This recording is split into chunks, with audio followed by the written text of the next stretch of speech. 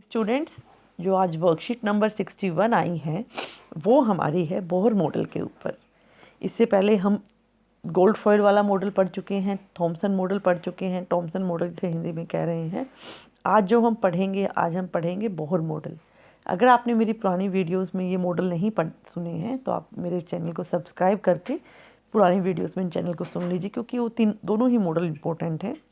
तो अब हम जानेंगे कि हमने देखा कि जो गोल्ड फॉयल मॉडल किया गया था रदरफोर्ड का, उसमें क्या कहा गया था कि जो इलेक्ट्रॉन हैं वो घूम रहे हैं एक वर्तुल मार्ग पे, चक्रण नहीं कर पा रहे हैं, मतलब उनका स्थायी होना वो क्लियर नहीं कर पा रहे थे। तो इसकी कमियां थी, जिसको पूरा करने के लिए नील्स बोर ने एक परमाणु मॉडल दिया, जिसे परमाणु का मॉडल कहा जाता है। नील्स बोर 1885-1962 में इनकी डेट ऑफ बर्थ है और उनकी डेथ हुई थी 1962 में। इन्होंने 1922 में एक मॉडल प्रस्तुत किया था, जिसकी दो प्रमुख विशेषताएं थी जो आपको नोट डाउन भी करनी है, क्योंकि ये बहुत इंपॉर्टेंट मॉडल है।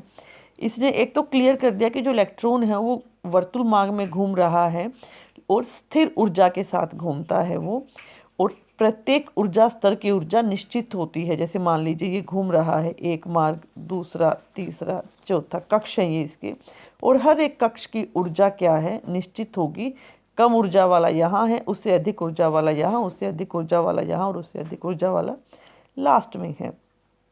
और नाभिक के चारों ओर जब इलेक्ट्रॉन गति करता है तो इलेक्ट्रॉन ऊर्जा विकिरण नहीं करते, बल्कि वो एक निश्चित ऊर्जा सोखकर या छोड़कर एक स्तर से दूसरे स्तर पर चले जाते हैं।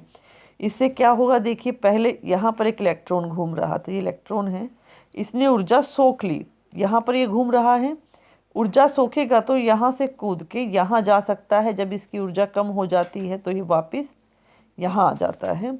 पर ऐसा नहीं है कि ये ऊर्जा विकृत कर रहा है, जिसके कारण ये क्या है, धीरे धीरे नाभिक में गिर जाएगा, वो वाला कंसेप्ट इसमें नहीं है। और इसने कहा कि जो निश्चित कक्ष में घूमते हैं उन कक्षों का नाम क्या दिया, के, एल, एम और एन। पहले कक्ष जो नाभिक के बिल्कुल साथ होता है वो के होता है, फिर एल, फिर एम और एन। एन यहाँ पर है 1 संख्या, जो हमारी एक संख्याओं के द्वारा अगर हम इन ऊर्जा कोशों को दर्शाते हैं तो के लिए N1 है, L के लिए 2 है, इसके लिए 3 है और इसके लिए 4 है। नेक्स्ट पॉइंट आता है संयोजक कक्ष किसे बोलते हैं। वैलेंस जो है हमारा वो कौन सा होता है। दूसरा, उसमें जितने भी इलेक्ट्रॉन्स उपस्थित होते हैं उन्हें संयोजक इलेक्ट्रॉन कहते हैं। हमेशा बाहर वाला इलेक्ट्रॉन होगा, एन है, इसमें एन है, लेकिन कई इलेक्ट्रॉन्स में ऐसे इतने नहीं होते हैं वो कक्ष। जैसे अगर मैं सोडियम की बात करती हूँ, सोडियम में कितने इलेक्ट्रॉन होते हैं, 11। तो अगर मैं उसका बनाती हूँ तो के एल एम के हिसाब से मैं लिखूँगी तो पहले में जाते हैं बेटा हमेशा 2। ठीक है, कैसे जाते हैं, 2n का स्क्वायर होता है ये हमारा, जो हमने अभी n लिखा था ना। के लिए पहले मैं n वाला एक कंसेप्ट समझा दूँ। n कितना था के लिए, 1 2 3 4। तो इलेक्ट्रॉन्स कितने होते हैं, 2n का स्क्वायर। तो कितने इलेक्ट्रॉन होंगे, 1 का स्क्वायर 1 और 2 से करेंगे तो 2। पहले में कितने इलेक्ट्रॉन्स जाएंगे मेरे, 2 जाएंगे। n का स्क्वायर फिर करो 2 के साथ, 2 का स्क्वायर 4, 4 2 जा 8, दूसरे में 8, 3 n का स्क्वायर करेंगे, 3 का स्क्वायर 9, 9 2 जा 18, फिर n का स्क्वायर करेंगे, 4 का है यहाँ पर n, 4 का स्क्वायर 16, 16 2 जा 32। तो पहले कक्ष में 2 इलेक्ट्रॉन, दूसरे में 8, तीसरे में 18, चौथे में 32 इलेक्ट्रॉन्स होते हैं। तो अगर हम बात करें ऑक्सीजन की या सोडियम की बात कर लेते हैं। अब हमें ये तो पता लग गया कि कितने कक्ष में कितने इलेक्ट्रॉन्स जाने हैं। सोडियम में होते हैं 11, तो पहले में तो 2 ही जाएंगे, दूसरे में कितने जाते हैं, 8, 8 हो 2 10, तीसरे के लिए कितना बचा, 1 बचा।